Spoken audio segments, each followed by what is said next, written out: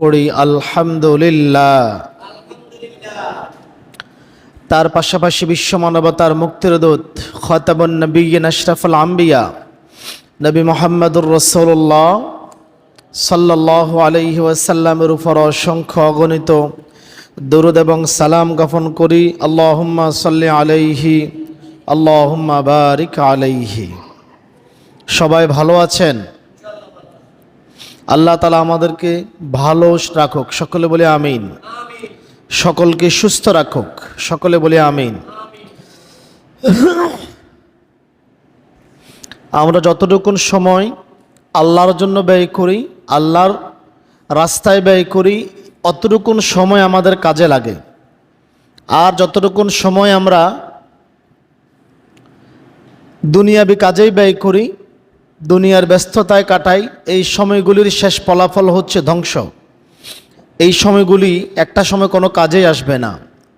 যেটুকুন সময় আল্লাহর জন্য কাটাচ্ছি এটাই আমাদের জন্য কাজে আসবে।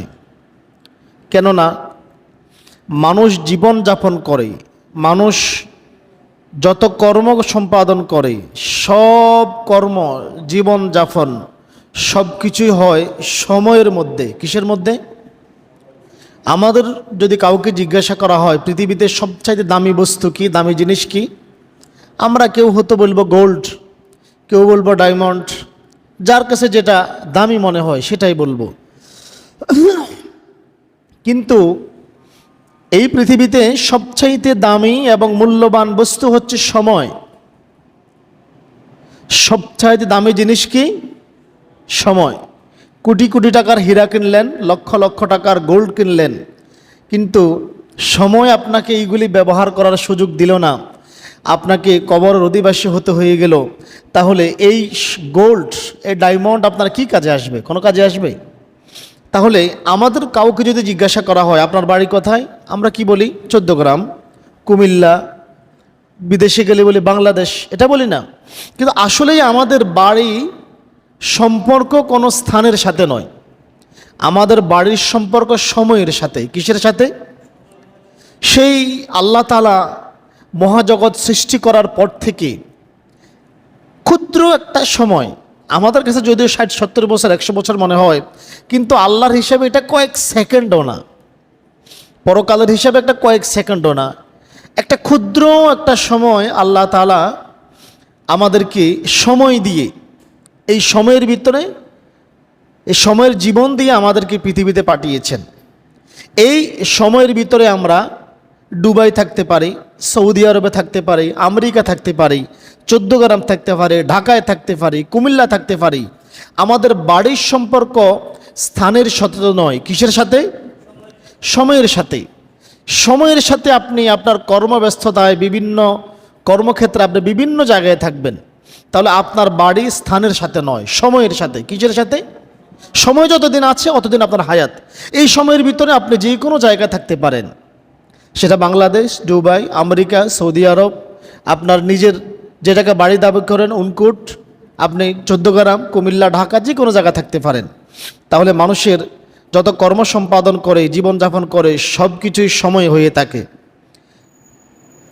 মানুষের এই যে সময়,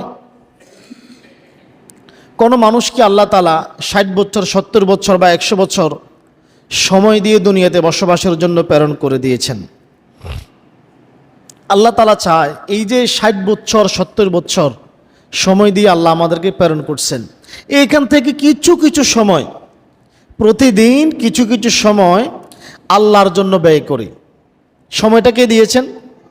আল্লাহ দিয়েছেন। আবার আল্লাহ চাচ্ছে এই আপনার এই হায়াতের সময় থেকে কিছু কিছু সময় আল্লাহকে দেওয়ার জন্য। আর সময় যদি আল্লাহর জন্য ব্যয় হয়, তবে আল্লাহ তাআলার সৃষ্টির যে একটা উদ্দেশ্য, আল্লাহ তাআলার সৃষ্টির যে উদ্দেশ্য, সেই উদ্দেশ্যটা সফল হবে। যদি আমরা আল্লাহর রাস্তায় তারই দেওয়া সময় ব্যয় না করি, তাহলে আল্লাহর সৃষ্টির উদ্দেশ্য সার্থক হবে না, ব্যর্থ হয়ে যাবে। আর যদি কিছু সময় আল্লাহর জন্য বের না করি, দুনিয়ার ব্যস্ততায় পড়ে থাকি, তাহলে আল্লাহ তাআলা আমাদেরকে, আমাদের এই সময়কে এমন ব্যস্ততায় পরিপূর্ণ করে দিবেন, আমরা সময়ের কোনো আগামাতা কিছুই পাবো না। সারাদিন কাজ করব, সারাদিন কাজ করব, কিন্তু কাজের শেষ হবে না, কারণ আমরা সময়কে মূল্যায়ন করি নাই। কিছু সময় যদি আল্লাহর জন্য ব্যয় করতাম, তাহলে আমার যেই কাজটা করতে 3 ঘন্টা লাগতো, আল্লাহ হয়তো এমন ব্যবস্থা করে দিত এই কাজটা 1 ঘন্টায় হয়ে যেত। এই যে আজকে জুমার দিন দেখেন, আমরা অনেকে সময়ের মূল্যায়ন করতেছি না। এখনও অনেকে বাড়িতে কাজকর্ম করতেছে, কাজের ব্যস্ততা। মসজিদে যাবো আর কি, বাড়ির কাজটা খুবই গুরুত্বপূর্ণ, কাজটা করার আগে কিভাবে যাই, কাজে ব্যস্ত, আগে কাজ করতে হবে, আগে কাজ। আর যখন দেখবে যে ইমাম সাহেব হুজুরের আলোচনা শেষ, মাইক বন্ধ, এইবারে পাঞ্জাবি শার্ট গায়ে দিয়া মসজিদের পানে দৌড় দিব। এরা সময়ের মূল্য বোঝে না। আর আল্লাহ এদের হাতকে সর্বদা ব্যস্ততায় পরিপূর্ণ করে দিয়ে রাখেন, কারণ তারা কিছু সময় আল্লাহর জন্য বের করে নাই। এবং যেহেতু সে আল্লাহর জন্য সময় বের করে নাই, আল্লাহ তার সময়ের বরকত নষ্ট করে দিয়ে তাকে আজীবন দারিদ্রতার ভিতরে রেখে দিয়ে তাকে ব্যস্ততার পরিপূর্ণ করে দিবেন তার জীবনটা। রাসূলুল্লাহর হাদিসের দিকে যদি আমরা তাকাই, তিরমিজি শরীফ 2466 নম্বর হাদিস, হযরতে আবু হুরায়রা রাদিয়াল্লাহু তাআলা আনহু বলেন, ক্বালা রাসূলুল্লাহ সাল্লাল্লাহু আলাইহি ওয়াসাল্লাম, আল্লাহ তাআলা ইরশাদ করেছেন, আল্লাহ নবী সাল্লাল্লাহু আলাইহি ওয়াসাল্লাম ইরশাদ করেছেন, আল্লাহ নবী বলেন, ইন্নাল্লাহ সুবহানাহু ওয়া তাআলা ইয়াকুলু, নিশ্চয়ই আল্লাহ তাআলা বলেন। আল্লাহর কথা, কার কথা? হাদিসে কুদসি, আল্লাহর কথা। নিশ্চয়ই আল্লাহ তাআলা বলেন, ইয়া ইবনু আদম, হে আদমের সন্তানেরা শোনো, তাফাররাগ লিইবাদাতি, তোমরা আমার ইবাদতের জন্য কিছু সময় বের করে নাও। আল্লাহু আকবার। আল্লাহ নিজেই সময় দিয়েছেন, আবার আল্লাহ নিজেই বলতেছেন, ইয়া ইবনু আদম, হে বনি আদম, তুমি তোমার সময় থেকে তাফাররাগ লিইবাদাতি, আমার ইবাদতের জন্য কিছু সময় বের করে নাও। এরপর আল্লাহ তাআলা বলেন, আমলা সাদারাকা গিনান ওয়া আসুদ্দা ফাকরাকা, যদি তুমি আমার ইবাদতের জন্য কিছু সময় বের করো, তাহলে আমি তোমার অন্তরকে প্রাচুর্য দিয়ে পরিপূর্ণ করে দেব এবং তোমার দারিদ্রতা দূর করে দেব। আল্লাহু আকবার। এই যে এখনও যারা বাড়িতে কাজ করতেছেন দারিদ্রতা দূর করার জন্য, বাড়ির কাজে ব্যস্ত, টাকা পয়সা ইনকামের জন্য, বাইরে একটা কাজ শেষ করার জন্য, আল্লাহ তাআলা বলতেছেন, তুমি যদি আমার জন্য কিছু সময় ইবাদতে ব্যয় করো, মসজিদে চলে আসো, আজান দিয়েছে মসজিদে চলে যাব, কাজকর্ম বাদ, আগে মসজিদে চলে আসলাম, আমি আল্লাহর রাস্তায় কিছু সময় ব্যয় করলাম। আল্লাহ তাআলা বলতেছেন, আমি তোমার অন্তরকে আমলা সাদারাকা গিনান, আমি তোমার অন্তরকে প্রাচুর্য দিয়ে, ধনভাণ্ডার দিয়ে পরিপূর্ণ করে দেব এবং ওয়া আসুদ্দা ফাকরাকা, দারিদ্রতাকে তোমার কাছ থেকে দূরে ঠেলে দেব। সুবহানাল্লাহ। আবার আল্লাহ তাআলা বলেন, ওয়াইল্লা তাফআল, যদি তুমি এমনটা না করো, আমার জন্য কিছু সময় বের না করো, আমার ইবাদতের জন্য, আমার দাসত্ব প্রকাশের জন্য কিছু সময় আমার জন্য বের না করো, আমলাকা, আল্লাহ নবী আল্লাহ তাআলা বলেন, মালা তুইয়া দাইকা, আমি তোমার হাতকে ব্যস্ততায় পরিপূর্ণ করে দেব। নাউজুবিল্লাহ বলবেন না? আল্লাহ বলতেছেন, কিছু সময় যদি আমার জন্য বের না করো, তাহলে আমি তুমি যেহেতু আমার জন্য সময় ব্যয় করবে না, তো তোমার এই সময়ের মূল্য আমার প্রয়োজন নাই। তোমার হাতকে এমন ব্যস্ততায় পরিপূর্ণ করে দিব, মালা তুইয়াদাইকা শুগলান, তোমার হাতকে ব্যস্ততায় পরিপূর্ণ করে দিব। তুমি সারাদিন কাজ করবে, কিন্তু সারাদিন কাজ করার পরে দেখবা কাজের আগামাতা কিছুই, কিছু মানুষ দেখবেন সারাদিন কাজ করে কিন্তু সন্ধ্যার পরে দেখে কাজের আগামাতা কিছুই হয় নাই। আবার কিছু লোক দেখবেন সারাদিন কাজ করে না, একটা নির্দিষ্ট সময় কাজ করে, আর যখন আল্লাহ ডাক দিয়েছে আল্লাহর ডাকে সাড়া দিয়েছে, মসজিদের মানে ছুটে এসেছে, দেখবেন তারা দৈনিক 6-7 ঘন্টা 8 ঘন্টা কাজ করে, মনে হয় যেন 2 দিনের কাজ শেষ। সুবহানাল্লাহ বলবেন না? এইখানে বরকত। এরপর আল্লাহ তাআলা বলেন, ওয়ালাম আসুদ্দা ফাকরাকা, তুমি যদি আমার জন্য সময় বের না করো, তাহলে আমি তোমার অভাব দারিদ্রতাও দূর করব না। কেউ যদি আল্লাহর জন্য সময় বের না করে, তাহলে আল্লাহ তাকে দারিদ্রতার ভিতরে ডুবাই রাখবেন। এখন আল্লাহ ছাড়া মানুষের অভাব গোছাতে পারে এমন কেউ আছে? কে আছে? যদি আপনাদের জানা থাকে আমার জানান, আমি তার কাছে যাব। আমার অনেক অভাব, আমি বড়লোক হইতে চাই, কেউ যদি পূরণ করতে পারে আমাকে দেখান, আমি তার কাছে যাব। কেউ দেখবেন মাসে 1 লক্ষ টাকা ইনকাম করেও মাস শেষে পকেট খালি, মাসের 20-25 তারিখের পরে এর কাছে কিছু টাকা ধার চায়, এর কাছে চায়, তার টাকার বরকত নাই। কারণ সে এই 1,00,000 টাকা আয় করার জন্য আল্লাহর জন্য 24 ঘন্টার ভিতরে 1-1.5 ঘন্টা সময় ব্যয় করতে পারে নাই। আবার কেউ কেউ দেখবেন এই আল্লাহর রাস্তায় সময় ব্যয় করেছে, দিনে 5 ওয়াক্ত নামাজ আদায় করেছে, হয়তো নফল ইবাদত বেশি করতে পারে নাই, যতটুকুন পেরেছে করেছে, আল্লাহর জন্য কিছু কিছু সময় বের করেছে। দেখবেন সে প্রতি মাসে 15,000 20,000 টাকা আয় করে পুরা সংসার চালানোর পরেও মাস শেষে 2-4-5,000 টাকা সে সঞ্চয় করে। সুবহানাল্লাহ বলবেন না? সে জমা করতে পারে। এটা হচ্ছে আল্লাহর পক্ষ থেকে বরকত। আল্লাহ তাকে অল্পতেই বরকত দিয়ে দিয়েছেন। সুতরাং আল্লাহর সময় আল্লাহর জন্য ব্যয় না করে তার বিরুদ্ধে যুদ্ধ করে আপনি কোনো ধনী হতে পারবেন না, এটা সম্ভব না। আপনি ধনী হতে পারবেন না। আল্লাহর সাথে যুদ্ধ করে কেউ টিকে থাকতে পারে, এমন ক্ষমতা সাহস কারও আছে। আল্লাহর সাথে যুদ্ধ করে কোনোদিন টিকে থাকতে পারবেন না। যা আমরা অনেকে মনে করি শুধু পরিশ্রমেই কেউ ধনী হয় না, এটা মাথায় রাখবেন। শুধু পরিশ্রম করেই কেউ ধনী হয় না। যদি পরিশ্রম করেই কেউ ধনী হতো তাহলে দেখবেন রাস্তার পাশে যে এই লোকটা ইট ভাঙে, সেই সকাল ফজরের পর ইট ভাঙা শুরু করে রাত 8টা পর্যন্ত ইট ভাঙে, এরপরে দেখা যায় কি তার পরিবারে খাবার জোটে না। দেখছেন না? অনেক পরিশ্রম করার পরেও, পরিশ্রম তো দেখবেন আপনাদের পাড়ার অনেকেও তো করে।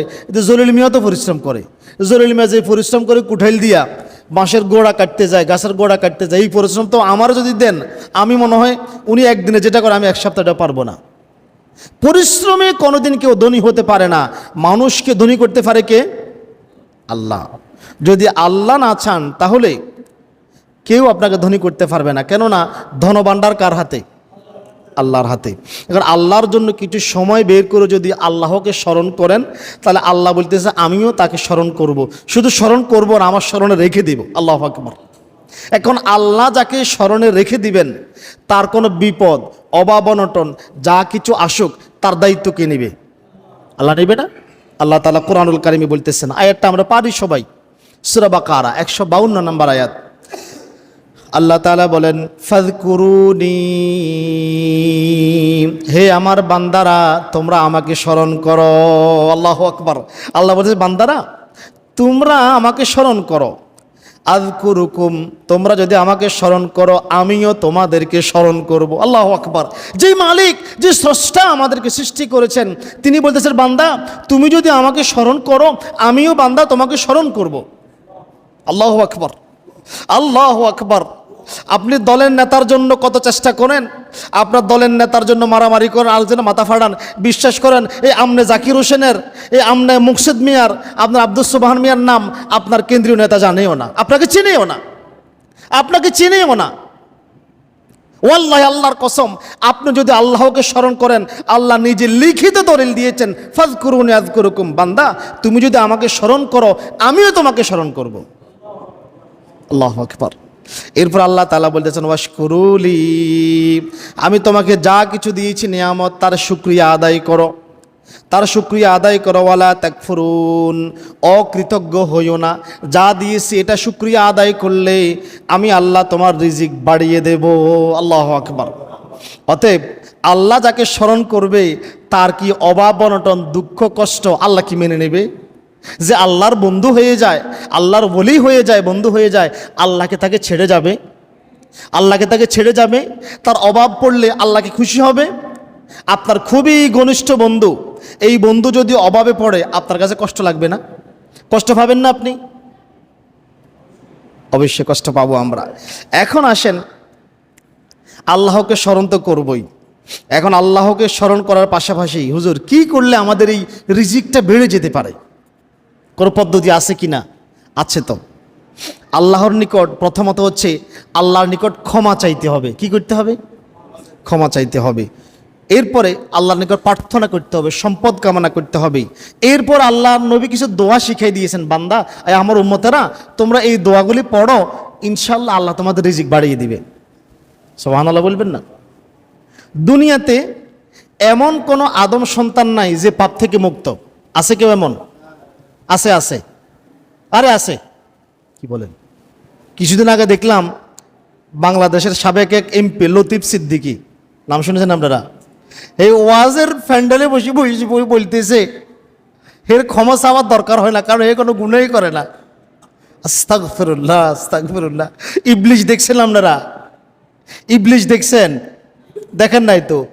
এটাই ইবলিশ। ইবলিশ কি বলছিল? ইবলিশ দাবি করছে আমার গুনাহ আছে, বলছিল এই কথা। ইবলিশ বলছে তার পাপ নাই। এই ওয়াজের প্যান্ডেলে বসে বসে বলতেছে তার নাকি কোনো গুনাহ নাই, পাপ নাই, এই জন্য তার ক্ষমা চাওয়ার দরকার হয় না। আস্তাগফিরুল্লাহ, আস্তাগফিরুল্লাহ। আর এদেরকে আমরা নেতা বানাই, এদের জন্য আমরা আরেক বেড়ার ঘরে আগুন লাগাই, আরেক অসহায় মানুষের মাথা ফাটাই এদের জন্য। ছি ছি ছি, লজ্জা আমাদের জন্য, লজ্জা।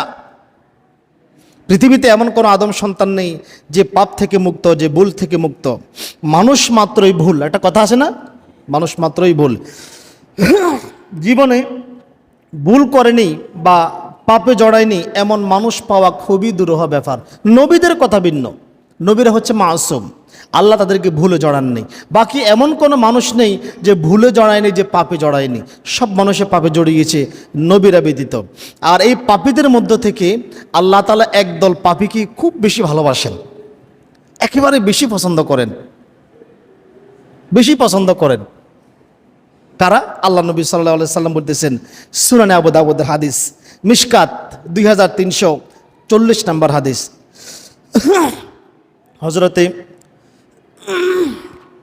আনাস ইবনে মালিক রাদিয়াল্লাহু তাআলা আনহু বলেন, ক্বালা রাসূলুল্লাহ সাল্লাল্লাহু আলাইহি ওয়াসাল্লাম, রাসূলুল্লাহ সাল্লাল্লাহু আলাইহি ওয়াসাল্লাম বলেছেন, কুল্লু বানি আদম খাত্তাউন, আদমের সব, আল্লাহ নবী বলতেছেন আদমের সব সন্তানই অপরাধী। ওয়া খায়রুল খাত্তাইন আত-তাওয়াবুন, এই অপরাধীদের মধ্যে সবচাইতে উত্তম অপরাধী হচ্ছে তারাই যারা অপরাধ করার পরে আবার আল্লাহর কাছে তওবা করে ফিরে আসে। আল্লাহু আকবার। দেখছেন নি, আল্লাহ এই যে এত দাবি করছে, এদের পাপ নাই, আল্লাহ এর পছন্দ করে না। আল্লাহকে ইবলিসের পছন্দ করে, ইবলিসের পছন্দ করে। কেউ যদি পাপ না করে তাহলে কি আল্লাহর কাছে যাইব? কারো যদি কোনো ছেলের যদি অভাব অনটন না থাকে, সে তার পিতা মাতার সাথে অত সম্পর্ক রাখবে না, রাখবি? এখন যেই ছেলের অভাব অনটন আছে, পারিবারিক টান আছে, সেই তো গুড়ি গাড়ি পিতার কাছে মাতার কাছে ফিরে আসবি। এখন যেই মানুষ অপরাধ করে, আল্লাহ তো বলছে বান্দা তোমরা যদি, আরও একটা হাদিস আছে বুখারীর, যে হাদিসে আল্লাহ তাআলা নিজে বলছেন মানুষ যদি অপরাধ না করতো, ভুল না করতো, তাহলে আমি পুরা মানব জাতিকে ধ্বংস করে দিতাম। এরপর এমন একটা জাতি তৈরি করতাম যারা অপরাধ করত, আমার কাছে ক্ষমা চাইতো, আমি ক্ষমা করে দিতাম। তাহলে এই যে আমরা অনেকে মনে করি এই অপরাধী হয়ে গেছে, তার সাথে আত্মীয়তা, তার সাথে বন্ধুত্ব করা যাবে না, তার সাথে কথা বলা যাবে না। সে অপরাধ করছে, তার উৎসাহ দেন ভাই। আল্লাহ বলছেন, আল্লাহ নবী বলছেন তওবা করলে সে উত্তম ব্যক্তি, আল্লাহ তারে বেশি ভালোবাসবেন। আল্লাহ তাআলা নিজেও, নবী সাল্লাল্লাহু আলাইহি সাল্লাম শুধু উত্তমে বলেন নাই, আল্লাহ বলতেছে আমি তাদেরকে ভালোবাসি, ভালোবাসার মানুষ। আল্লাহু আকবার, এরা হচ্ছে আল্লাহর ভালোবাসার মানুষ। আল্লাহ তাআলা বলেন ইন্নাল্লাহা ইউহিব্বুত তাওয়াবিন, নিশ্চয়ই আল্লাহ তাওবাকারীদেরকে ভালোবাসেন। আল্লাহু আকবার। যেই বেটা বলে পাপ নাই, আল্লাহ কি সেই বেটারে ভালোবাসলো? ভালোবাসলো? যেই বেটা বলে পাপ আছে, আল্লাহর কাছে তওবা করে ক্ষমা চায়। সবচেয়ে বেশি তওবা করতেন মুহাম্মাদুর রাসূলুল্লাহ। তিনি যেই দিন নিম্নমানের তওবা করতেন, সেই দিনও 70 বার করতেন। কয়বার? আমি আর আমরা কয়বার করছি? কয়বারও করছি। 5 ওয়াক্ত নামাজও তো পড়ি না, তওবা করার সুযোগটা কোথায়? নিম্নে 70 বার, উপরে 100 বার, আরো বেশি করতেন। আল্লাহু আকবার। এখন আল্লাহ যাদেরকে ভালোবাসেন, নিঃসন্দেহে তাদেরকে দুনিয়া এবং আখিরাতের কল্যাণ দিয়ে ভরপুর করে দিবেন। তাদের সকল চাহিদা কে মিটাবেন? আল্লাহ মিটাবেন। তাদের সকল অভাব অনটন, তাদের ধন সম্পদের প্রয়োজন, সন্তানের প্রয়োজন, এই চাহিদা কে মিটাবেন? আল্লাহ তাআলা বলতেছেন কোরআনুল কারীম, সূরা নূহ আয়াত 10 থেকে 12 নম্বর। আল্লাহ তাআলা বলেন ফাকুলতু ইস্তাগফিরু রাব্বাকুম ইন্নাহু কানা গাফফারা, আর বলেছি তোমাদের রবের কাছে ক্ষমা চাও। কার কাছে ক্ষমা চাও? তোমাদের প্রতিপালকের কাছে ক্ষমা চাও, নিশ্চয়ই তিনি পরম ক্ষমাশীল। আল্লাহু আকবার। ওই যে বললাম, আপনি অপরাধ না করলে আপনি মানুষের কাতারে আর পড়েন না। কারণ যে অপরাধ করে না সে হয়তো ঈশ্বর। এখন ঈশ্বর মানে আল্লাহ, কেউ কি আল্লাহ সমতুল্য হতে পারে? ইবলিস দাবি করছে, যে দাবি করে সে পথভ্রষ্ট হয়ে গেছে। আল্লাহ তাআলা বলেন, ফাকুল তাস্তাগফিরু রাব্বাকুম ইন্নাহু কানা গফফারা। আর বলেছি তোমাদের রবের কাছে ক্ষমা চাও, নিশ্চয়ই তিনি পরম ক্ষমাশীল। এখন তোমরা যদি আল্লাহর কাছে ক্ষমা চাও, ক্ষমা চাইলে আল্লাহ কি করবেন? ইউরসিলিস সামাআ আলাইকুম মিদরারা। আল্লাহ তিনি তোমাদের উপর আসমান থেকে মৌসুলধারে বরকত, রহমত, বৃষ্টি অবতীর্ণ করবেন। আল্লাহু আকবার। আসমান থেকে আল্লাহ মৌসুলধারে, তোমাদের কি কি প্রয়োজন? ধন সম্পদের প্রয়োজন, তোমাদের টাকা পয়সার প্রয়োজন, তোমাদের সন্তান সন্ততির প্রয়োজন, তোমার কিসের প্রয়োজন? আল্লাহ তাআলা নিজেই বলতেছেন আসমান থেকে আল্লাহ মৌসুলধারে অবতীর্ণ করবেন। অতঃপর আল্লাহ তাআলা বলেন, ওয়াইমদিদুকুম বিআমওয়ালিন ওয়া বানিনা ওয়া ইয়াজআল লাকুম জান্নাতিন ওয়া ইয়াজআল লাকুম আনহারা। অতঃপর আল্লাহ তাআলা বলেন, আর তোমাদেরকে ধন সম্পদ এবং সন্তান সন্ততিতে প্রশস্ততা দান করবেন। আল্লাহু আকবার। ধন সম্পদের প্রয়োজন, আল্লাহ তাআলা বলতেছেন তোমরা যদি তার কাছে ক্ষমা চাও তাহলে তিনি তোমাদেরকে অকাতরে সম্পদ দান করবেন, সম্পদে প্রশস্ততা দিবেন, তোমাদের সন্তান সন্ততিতে বরকত দিবেন। অতঃপর আল্লাহ তাআলা বলতেছেন, ওয়াজআল লাকুম জান্নাতিন ওয়াজআল লাকুম আনহারা, এবং তোমাদের জন্য জান্নাতে তৈরি করে রাখবেন বাগ বাগিচা এবং নদী নালা ঝর্ণা তৈরি করে রাখবেন। সুবহানাল্লাহ। আমরা হয়তো অনেকে চিন্তা করি, হুজুর আল্লাহর কাছে যদি ক্ষমা চাই তুই তো ধনী হওয়ার পথ বন্ধ, বড়লোক হওয়ার পথ বন্ধ। কেন? বর্তমানে হুজুর যদি বড়লোক হইতে যাই তাহলে মদের ব্যবসা করা লাগবে, সুদের ব্যবসা করা লাগে, ঘুষের ব্যবসা করা লাগবে, কালোবাজারি করা লাগবে, সিন্ডিকেট করা লাগবে, 2 নম্বরে ব্যবসা করা লাগবে, হারাম ব্যবসা করতে হবে, না হয়তো তো বড়লোক হওয়া যাবে না। এখন যদি আল্লাহর কাছে ক্ষমা চাই, বড়লোক হওয়ার পথ বন্ধ। আমরা এমনটা চিন্তা করি কিনা? এখন দেখেন, আল্লাহকে অসন্তুষ্ট করে কেউ পার্থিব সাফল্য কামনা করলে তার সম্পদের তুলনায় পাপের পাল্লা ভারী হবে না? কি বলেন তো, ভারী হবে না? এখন যার পাপের পাল্লা ভারী হইতে হইতে সম্পদের পাল্লা ক্ষীণ হয়ে যায়, আল্লাহ তাকে একেবারে সমূলে উৎপাটন করে দেন। আপনার এই সম্পদে বরকত থাকবে না। কিছুদিন সম্পদ অর্জন করছেন, আপনি ভোগ করে গেছেন, শেষ জীবনে হয়তো এমন দুর্দশায় পড়বেন। এমন লোক আমি নিজেও দেখেছি, কোটি কোটি টাকার মালিক ছিল, কিন্তু মরার আগে এমন অবস্থা হয়েছে নিজের পায়খানা নিজে টানি খেয়েছে। নাউজুবিল্লাহ কি বাইরে যে বলবেন? দেখছেন না আপনারা এমন লোক? দেখছেন না? আল্লাহ তার রাস্তার ফকির বানায় ছেড়ে দিয়েছে। এখন হারাম ব্যবসা করে আপনি বড়লোক হয়ে যাইবেন, আর এই সম্পদ আপনার বরকত থাকবে না। কেন? আপনার জীবদ্দশায় এই সম্পদ শেষ। আপনার পরবর্তী প্রজন্ম রাস্তায় রাস্তায় ভিক্ষা করবে, মানুষের কাছে হাত ফাতাইব। এটা আল্লাহর ঘোষণা, আমি ইতিপূর্বে আলোচনা করেছিলাম। অন্যদিকে রাসূলুল্লাহ সাল্লাল্লাহু আলাইহি ওয়াসাল্লামের সাহাবী ওসমান ইবনে আফফান, হযরতে আব্দুর রহমান ইবনে আউফ, সাহাবী হযরত আবু সারিহা রাদিয়াল্লাহু তাআলা আনহু, সাদ ইবনে আবি ওয়াক্কাস রাদিয়াল্লাহু তাআলা আনহু, যিনি সেই সুদূর মদিনা থেকে চীন পর্যন্ত তার বাণিজ্য কাফেলা নিয়ে আসছে। ওসমান রাদিয়াল্লাহু তাআলা আনহুর মতো ধনী লোক একটা বেটা দেখান না, হেডমোলা। 1500 বছর আগে ইনি ট্রাস্ট গঠন করে গেছেন, সেই ট্রাস্ট আজও চলমান। আল্লাহু আকবার। ওসমান রাদিয়াল্লাহু তাআলা আনহুর নামে ট্রাস্ট আজও চলমান। তারা কি 2 নম্বরে ব্যবসা করছে, মাদকের ব্যবসা করছে, সিন্ডিকেটের ব্যবসা করছে? তারা কি কালোবাজারি করছে? তারা কি হারাম ব্যবসা করছে? হালাল ব্যবসা করে তারা কি ধনী হয় নাই? অবশ্যই হয়েছে। আর সেই সম্পদ আজও আরবদের ভিতরে এখনও তারা সেই সম্পদের ফলাফল, সেই কর্মের ফলাফল আজও ভোগ করতেছে। সুবহানাল্লাহ বলবেন না? আমরা আমাদের অনেকে এই কথা, আবার আরো একটা কথা আমাদেরকে মনে রাখতে হবে যে আল্লাহর কাছে ক্ষমা চাইলে কারো সম্মান কিন্তু কমে না, সম্মান বাড়ে। রিজিক বৃদ্ধির জন্য দোয়া করতে হবে। এতক্ষণ কি বললাম? আল্লাহর কাছে কি করেন? এতক্ষণ কি বললাম? আল্লাহর কাছে কি করেন? ক্ষমা চান। ক্ষমা চাওয়ার পরে এইবারে আল্লাহর কাছে কি করবেন? দোয়া করবেন, আল্লাহ প্রার্থনা করবেন। ক্ষমা প্রার্থনার পরে দোয়া করতে হবে, আল্লাহ আমার রিজিক বাড়াই দাও। দোয়া করলে, দোয়া হচ্ছে ইবাদতের মগজ, ইবাদতের মূল। দোয়া করলে আল্লাহ আপনার সম্পদ বাড়াই দিবে। আল্লাহ নবী যেটা বলেছেন, নোমান ইবনে বাশির রাদিয়াল্লাহু তাআলা আনহু বলেন, রাসূল সাল্লাল্লাহু আলাইহি ওয়াসাল্লাম বলেছেন, আদ-দুআউ হুয়াল ইবাদত, দোয়া হচ্ছে মূলত ইবাদত, দোয়া হচ্ছে ইবাদতের মগজ। দোয়া করবেন। রাসূল সাল্লাল্লাহু আলাইহি সাল্লাম রিজিক চেয়ে দারিদ্রতা থেকে মুক্তির জন্য কতিপয় দোয়া আমাদেরকে শিক্ষা দিয়ে গিয়েছেন। এই দোয়াগুলি আমরা আজকে জানবো এবং কি নিজেরা মুখস্থ করে আমল করার চেষ্টা করব। সকলে বলি ইনশাআল্লাহ। হযরতে আবু হুরায়রা রাদিয়াল্লাহু তাআলা আনহু বলেন, আন্নান নাবিয়্যা সাল্লাল্লাহু আলাইহি ওয়াসাল্লাম কানা ইয়াকুলু, আল্লাহর নবী সাল্লাল্লাহু আলাইহি ওয়াসাল্লাম আল্লাহর নিকট দোয়া করে বলতেন, আল্লাহুম্মা ইন্নী আউযু বিকা মিনাল ফাকরি। আমি প্রায় সময় পড়ি, ভালো করে খেয়াল করেন। আল্লাহুম্মা ইন্নী আউযু বিকা মিনাল ফাকরি, হে আল্লাহ আমি আপনার নিকট আশ্রয় চাই দারিদ্রতা থেকে। কি থেকে?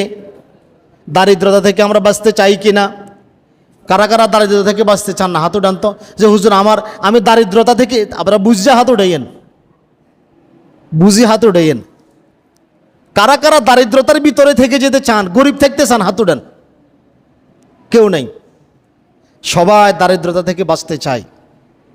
এখন আল্লাহর নবী শিক্ষা দিয়েছেন, আল্লাহুম্মা ইন্নী আউযু বিকা মিনাল ফাকরি, হে আল্লাহ আমি তোমার কাছে আশ্রয় চাই, প্রার্থনা করি দারিদ্রতা থেকে, আমাকে তুমি দারিদ্রতায় ফেলো না। ওয়াল কিল্লাতি, স্বল্পতা থেকে, সম্পদ একেবারে কম হওয়া থেকে আমি তোমার কাছে আশ্রয় প্রার্থনা করি। ওয়াউযু বিকা, অতঃপর আল্লাহর নবী বলেন, ওয়াউযু বিকা মিন আন আযলিমা আও উযলামা, এবং আমি আপনার নিকট আরও আশ্রয় চাই জুলুম করা থেকে এবং মাজলুম হওয়া থেকে। আল্লাহ আমি এটাও আশ্রয় চাই, আমি যেন কারোর উপরে জুলুম না করি, আবার কেউ যেন আমার উপরে জুলুম না করে। দোয়াটা আমরা তো প্রায় সময় পড়ি, পারেন তো আপনারা অনেকেই। আল্লাহুম্মা ইন্নী আউযু বিকা মিনাল ফাকরি ওয়াল কিল্লাতি ওয়াজ যিল্লাতি ওয়া আউযু বিকা মিন আন আযলিমা আও উযলামা। পড়তে পারবেন না? পড়তে পারবেন না? আল্লাহুম্মা ইন্নী আউযু বিকা মিনাল ফাকরি ওয়াল কিল্লাতি ওয়াজ যিল্লাতি ওয়া আউযু বিকা মিন আন আযলিমা আও উযলামা। আবার মুসনাদে আহমদে হাদিসে রয়েছে, আল্লাহ নবী সংক্ষিপ্ত একটা দোয়া পড়তেন, আল্লাহুম্মা বারিক লি ফি রিজকি। সহজ না এটা?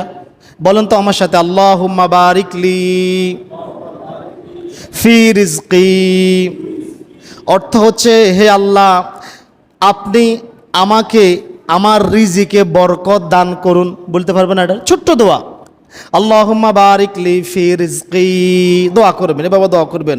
অভাব অনটন মানুষকে পাপ কর্মের দিকে যেমন উদ্বুদ্ধ করে, আবার অভাব অনটন মানুষের নিকৃষ্ট সঙ্গী হয়ে যায়, শয্যা সঙ্গী হয়ে যায়।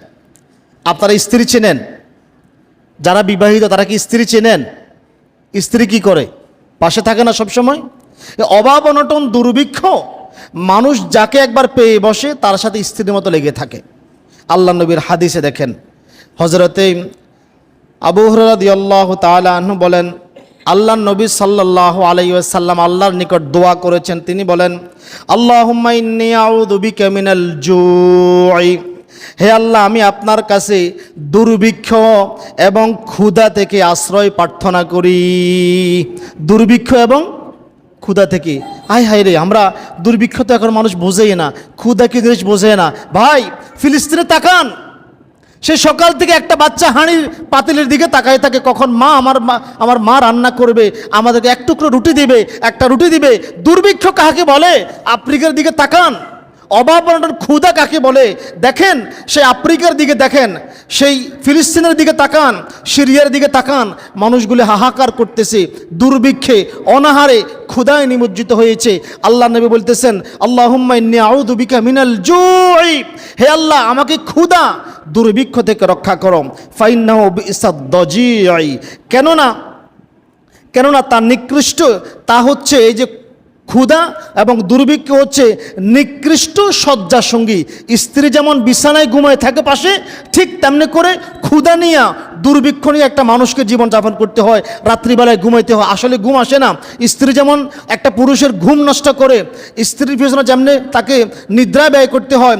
যার পেটে ক্ষুধা আছে, যার দেশে দুর্ভিক্ষ আছে, তার রাত্রিবেলায় আর ঘুম আসে না ক্ষুধার যন্ত্রণায়, দুর্ভিক্ষের ফলে। এই জন্য আল্লাহ নবী বলেছেন এটা হচ্ছে নিকৃষ্ট শয্যাসঙ্গী, আপনার সাথে একসাথে ঘুমাবে। ক্ষুধা দারিদ্রতা থেকে আশ্রয় চেয়েছেন। আল্লাহ নবী আবার বলেন ওয়াউযু বিকা মিনাল খিয়ানাতি, হে আল্লাহ আমি আপনার নিকট আশ্রয় চাই খেয়ানত করা থেকে। কি থেকে? খেয়ানত বোঝেন তো? খেয়ানত বোঝেন? আমানতের কি করা? খেয়ানত করা। খেয়ানত করা থেকে ফাইন্নাহা বিইসাতিল বিতানাতুম, কেননা খেয়ানত হচ্ছে খুবই নিকৃষ্ট মানের বন্ধু। যার ভিতরে একবার খেয়ানত ঢুকে সে এখান থেকে আর নিজেকে বাঁচাইতে পারে না, সে এখান থেকে সদা ছুটতে পারে না। আল্লাহর কাছে দোয়া করতেন। আল্লাহ নবী সাল্লাল্লাহু আলাইহি ওয়াসাল্লাম দারিদ্রতা থেকে বাঁচার পাশাপাশি ধনী হওয়ার জন্য দোয়া করতেন। আল্লাহ নবী বলতেন আল্লাহুম্মা ইন্নী আসআলুকা রিজকান তাইয়্যিবা, হে আল্লাহ আমি আপনার নিকট পবিত্র রিজিক চাই। সুবহানাল্লাহ বলবেন না? আপনার কাছে পবিত্র রিজিক চাই। ওয়া ইলমান নাফিআ, এবং উপকারী জ্ঞান চাই। ওয়া আমালাম মুতাকাব্বালান, এবং এমন আমল করতে চাই যে আমল আপনি কবুল করবেন, যে আমল আপনি কবুল করবেন। আবার বলতেছি আল্লাহুম্মা ইন্নী আসআলুকা রিজকান তাইয়্যিবা ওয়া ইলমান নাফিআন ওয়া আমালাম মুতাকাব্বালান। আল্লাহ নবী আলো বলতেন আল্লাহুম্মা ইন্নী আসআলুকাল হুদা ওয়াত তুকা ওয়াল আফাফা ওয়াল গিনা, হে আল্লাহ আমি আপনার নিকট প্রার্থনা করছি সঠিক পথের আমাকে সঠিক পথ দেখান। আমি আপনার কাছে এটা চাই আপনি যাতে আমি আপনাকে সব সময় ভয় করতে পারি, এবং নির্মল চরিত্রের অধিকারী হওয়ার জন্য প্রার্থনা করি, এবং সচ্ছলতা ধনী হওয়ার জন্য, ওয়াল গিনা ধনী হওয়ার জন্য প্রার্থনা করি। এভাবে আল্লাহ নবী সাল্লাল্লাহু আলাইহি সাল্লাম দোয়া করতেন। এখন বলবেন হুজুর আমরা তো অনেকে ঋণগ্রস্ত, অনেক টাকা ঋণ, বাঁচার জন্য কি করব? খুব সুন্দর একটা হাদিস, মনোযোগ দিয়ে শোনেন। আলী রাদিয়াল্লাহু তাআলা আনহু বলেন একদা এক ব্যক্তি আমার কাছে আসলো, গোলাম, চুক্তিবদ্ধ গোলাম। চুক্তিবদ্ধ গোলাম হচ্ছে মানে কি, তার মালিকের সাথে একটা চুক্তি হয়, তুমি যদি আমাকে 10,000 বা 5,000 দিরহাম দিতে পারো তাহলে আমি তোমাকে কি করে দেব? মুক্ত করে দেব, স্বাধীন করে দেব। এখন সেই গোলাম এসে বলতেছে হে আলী, আমি আমার চুক্তির অর্থ পরিশোধ করতে অপারগ, ব্যর্থ হচ্ছি, আপনি আমাকে কিছু সাহায্য করেন। এখন আলী রাদিয়াল্লাহু তাআলা তো গরিব, আলীর তো সে সম্পদ ছিল না। এখন আলী রাদিয়াল্লাহু তাআলা আনহু বলেন আমি কি তোমাকে এমন একটি দোয়া শিখাই দিব না যেই দোয়া আমাকে আল্লাহর নবী শিখাই দিছেন, রসুল সাল্লাল্লাহু আলাইহি সাল্লাম শিখাই দিছেন, এবং কি বলেছেন তোমার ঋণ যদি সির পর্বত পর্যন্ত, সির আরবের একটা পাহাড় আছে, পর্বত আছে, পর্বতমালা আছে, যেটাকে সাবির পর্বতমালাও বলা হয়, তোমাদের কারো ঋণ যদি সাবির পর্বতমালা পর্যন্ত হয়ে থাকে, এই দোয়া যদি পাঠ করে আল্লাহ তার ঋণ পরিশোধের ব্যবস্থা করে দিবে। আল্লাহু আকবার। দোয়াটা আমরা সবাই পারি, কিন্তু এই দোয়ার গুরুত্বই বুঝি না। আল্লাহ নবী বলেন আল্লাহুম্মা কফিনি বিহালালিকা আন হারামিক ওয়া আগনিনি বিফদলিকা আম্মান সিওয়াক। পারেন না এটা? আমার মনে হয় অনেকেই পারে, আমরা প্রায় সময় পড়ি তো আমরা। যারা পারেন আমার সাথে বলেন না আল্লাহুম্মা কফিনি বিহালালিকা আন হারামিক ওয়া আগনিনি বিফদলিকা আম্মান সিওয়াক। হে আল্লাহ আপনি আমার জন্য আপনার হালাল রিজিক যথেষ্ট করে দিন, এবং আপনার দয়া দিয়ে আপনার আমাকে ধনী করার মাধ্যমে আপনি আমাকে অপরের মুখাপেক্ষী হওয়া থেকে মুক্ত করে দিন। ঋণ আছে মানে আপনি আরেকজনের মুখাপেক্ষী হয়ে গেছেন, আরেকজনের কি হয়ে গেছেন? মুখাপেক্ষী হয়ে গেছেন। বিশেষ করে এই দোয়াটা আল্লাহুম্মা কফিনি বিহালালিকা আন হারামিক ওয়া আগনিনি বিফদলিকা আম্মান সিওয়াক। যারা ঋণগ্রস্ত আছেন সকাল সন্ধ্যায় পড়বেন, ফজরের পরে পড়বেন, মাগরিবের পরে পড়বেন, যখন সময় পাবেন এই দোয়াগুলি ফরজ নামাজের পরে, সুন্নত নামাজের পরে, যেই কোনো আমাদের পরে করবেন।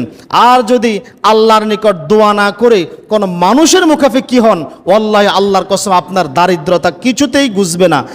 সুনানে আবু দাউদের হাদিস, এই হাদিসটা বলে শেষ করে দিচ্ছি। আব্দুল্লাহ ইবনে মাসউদ রাদিয়াল্লাহু তাআলা আনহু বলেন আল্লাহ নবী সাল্লাল্লাহু আলাইহি সাল্লাম বলেছেন কেউ অভাব অনটনে পড়ে তা যদি মানুষের নিকট উপস্থাপন করে, মানুষের নিকট চায় অভাব অনটনে পড়ে, আল্লাহ নবী সাল্লাল্লাহু আলাইহি সাল্লাম বলতেছেন আল্লাহ তার অভাব অনটন দূর করবেন না। নাউজুবিল্লাহ বলবেন না?